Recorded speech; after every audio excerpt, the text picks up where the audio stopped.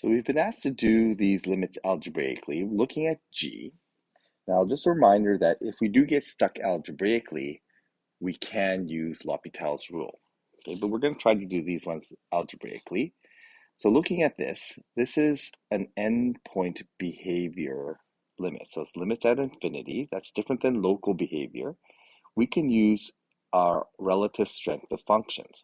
And looking at the functions, we have a fourth degree polynomial in the numerator. We have an exponential function in the denominator. Well, what that means is, although the exponential function is a much stronger function, so we end up with a weak on top, strong on bottom. As it goes to infinity, that's always going to be equal to 0. So we can make a weak and strong argument here.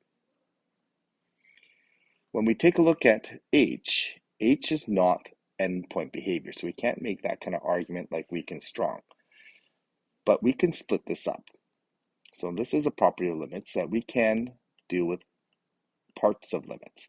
So we can just say as x goes to 0 of x over x plus sine x over x. Okay, so as this goes to 0, we know that this simplifies to 1 plus sine x over x. That is an identity.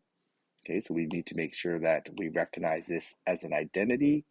So then the limit of this is going to be equal to 1 plus 1, because that's an identity equal to 1.